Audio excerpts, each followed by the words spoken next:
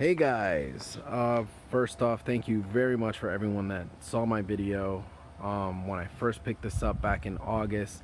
The Trek Marlin 5, the 2019. I gave you guys my opinion on it when I first picked it up. I said I didn't do any mods. I lied. I did a couple mods. So I want to give you a review on the bike after I went on it.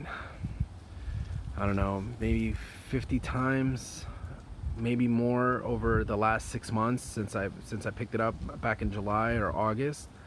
I'll give you a quick recap of the reasons why I picked it up. I told you guys it was two reasons.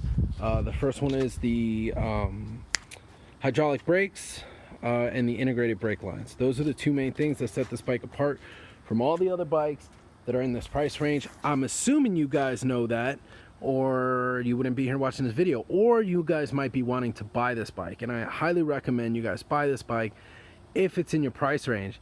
I'd also recommend you guys holding off until one of the sales to pick this bike up slightly cheaper. I got a couple people asking me, how did I pick this bike up for $450? I picked this bike up for $450 because they were having a summer sale. And that was it. I mean, I didn't do anything special. I just walked into the store. They had this machine. They sized me up, and I got this bike. Walked out, and then I realized I don't have a bike rack. So my son and I threw the bike in the back of my truck here, and I quickly went online to figure out a way to throw both my bikes, my son's bike and my bike, on the back of my truck. And in doing so, I found this bike rack right here. So this one's $200. It holds 4 bikes total. No. Yes, 4 bikes. So what you do is you take this one right here and you throw that one in the back, and then you take this and throw that in the back hitch. I haven't done all 4. I've only done 2 because my son is 8, and obviously I'm older. So the baby and my wife don't really have bikes to go on, so it's just us 2. So anyways, I will get the name of this rack right here. I highly recommend it. The only problem is sometimes it jiggles a little bit, but I was completely fine and I wasn't really too worried about that. But anyways, you guys are here probably for the update on my Trek, which is right here. So you guys could see one of the main mods that I did was I went and got new pedals. The reason why the plastic ones were, I was slipping a lot on them. And it was really bothering me, like how often it was happening. I don't have bike shoes per se, but I do have pretty good basketball shoes that I need the ankle support. So I was putting those on. It was slipping pretty bad. So I picked these up off Amazon for maybe $50. I want to say the pedals. I swapped those out maybe 3 weeks after I posted that video. And then on top of that, I also picked up the odometer and the speedometer that was right here, and that was a piece of garbage. So I ended up taking that out.